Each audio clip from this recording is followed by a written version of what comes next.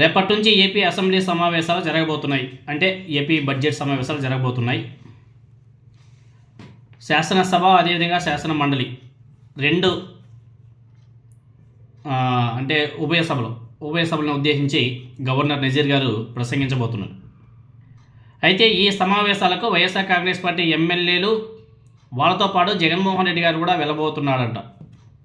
దానికి సంబంధించి బొత్స సత్యనారాయణ గారు ప్రెస్ మీట్లో చాలా స్పష్టంగా చెప్పడం జరిగింది. అయితే అసెంబ్లీకి వైఎస్ఆర్ కాంగ్రెస్ పార్టీ ఎమ్మెల్యేలు జగన్మోహన్ రెడ్డి గారు ఒక్కరోజు మాత్రమే వెళ్తారా, లేకపోతే ఎంటైర్ సెషన్ మొత్తం కూడా కొనసాగిస్తారా అనే విషయం మీద ఇంకా క్లారిటీ అయితే లేదు. అదేవిధంగా జగన్మోహన్ రెడ్డి గారు డే 1 నుంచి చెప్తున్నాడు, ప్రతిపక్ష హోదా ఇవ్వండి, మాట్లాడడానికి మైక్ ఇవ్వండి అని చెప్పేసి రిక్వెస్ట్ చేస్తున్న సంగతులు మనందరం కూడా చూసాం. దానికి సంబంధించి ఆనాడు స్పీకర్ అయ్యన్న పాత్రుడికి లేఖ రాశాడు. అలాగే ఏపీ హైకోర్టులో పిటిషన్ కూడా వేశాడు. తర్వాత అయ్యన్న పాత్రుడి గారు ఒక స్టేట్మెంట్ ఇచ్చాడు. వైసీపీకి ప్రజలు ప్రతిపక్ష హోదా ఇవ్వకపోతే నేను ఎలా ఇస్తాను అని చెప్పేసి ఆయన మాట్లాడాడు. అలాగని నియమావళి ప్రకారం జగన్మోహన్ రెడ్డి గారికి ప్రతిపక్ష హోదా ఇవ్వలేదని ఏపీ హైకోర్టుకు చెప్పే పరిస్థితి కూడా కనిపించడం లేదు. ఎందుకంటే ఏపీ హైకోర్టులో ఒకసారి హియరింగ్ వచ్చినప్పుడు స్పీకర్ గారు దానికి సంబంధించి ఇంకా రిప్లై ఇవ్వలే, అది అలానే పెండింగ్లోనే కొనసాగుతుంది. ప్రభుత్వానికి నోటీస్ ఇచ్చిన తర్వాత స్పందించాలి కదా, స్పందించలే. మేము ఇస్తాం, రిప్లై ఇస్తాం అన్న రీతిలో సైలెంట్గా ఉండిపోయారు.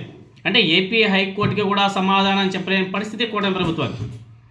దీంతోనే మాట్లాడేందుకు అవకాశం ఇవ్వని అసెంబ్లీకి ఎందుకు వెళ్ళాలి అని చెప్పేసి జగన్మోహన్ రెడ్డి గారు డిసైడ్ అయ్యి ఆయనతో పాటు వాళ్ళ ఎమ్మెల్యేలు కూడా గైర్హాజరయ్యారు.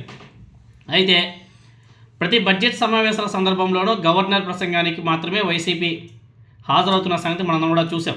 లాస్ట్ టైం కూడా హాజరయ్యారు, ఇప్పుడు కూడా హాజరు కాబోతున్నారు. మరోవైపు వైఎస్ఆర్ కాంగ్రెస్ పార్టీ సభ్యుల మీద అనర్హత వేటు వేస్తామనే హెచ్చరికలు కూడా కూటమి ప్రభుత్వం నుంచి క్రమక్రమంగా సన్నగిలిపాయి. ఎందుకో మరి కూటమి ప్రభుత్వానికి అంత భయమో ఏమో. గతంలో అయ్యన్న పాత్రుడు గారు, అదేవిధంగా డిప్యూటీ స్పీకర్ మన రఘురామకృష్ణరాజు గారు తెగ మాట్లాడారు.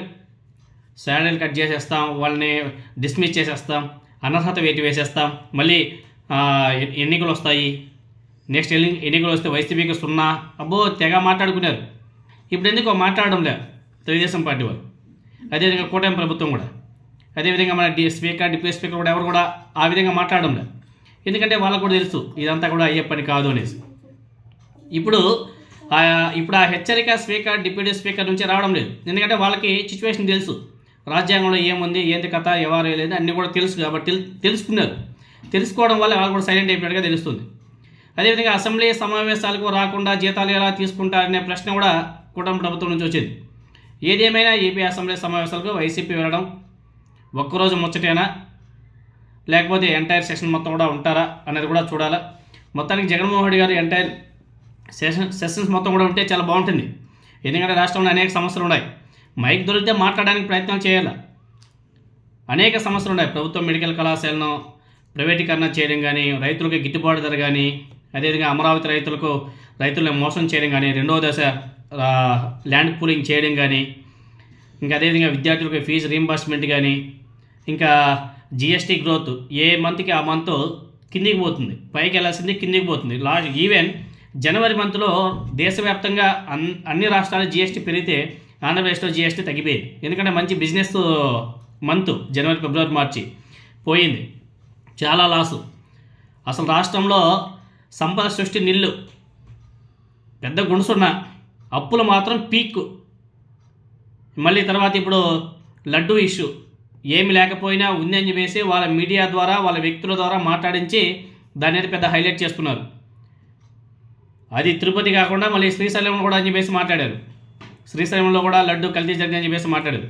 చంద్రబాబు నాయుడు గారు ఎక్కడ మాట్లాడితే, ఏ టెంపుల్ గురించి మాట్లాడితే అక్కడ ఈరోజు చూడండి శ్రీశైలంలో ఏం జరిగిందో. పాపం స్వయంమాలు వేసుకున్నటువంటి భక్తులంతా కూడా ఎంత సఫర్ అయ్యారు.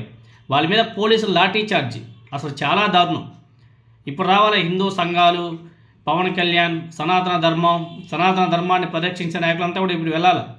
అల్లాడిపోతున్నారు పాపం అక్కడైతే, వాళ్ళని పట్టించుకునే నాదిరేలే. ఇటువంటి వాటి గురించి అంతా కూడా అసెంబ్లీలో ప్రస్తావించాల్సిన అవసరం వైసీపీ మీద ఉంది. మరి వైసీపీ నాయకులు ఏ విధంగా స్పందిస్తారో చూడాలి.